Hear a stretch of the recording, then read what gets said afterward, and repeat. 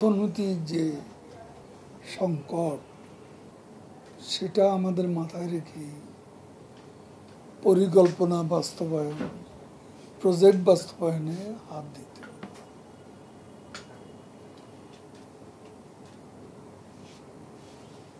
আমরা কোনো অবস্থাতেই শ্রীলঙ্কার দৃষ্টান্তের পুনরাবৃত্তি করতে চাই।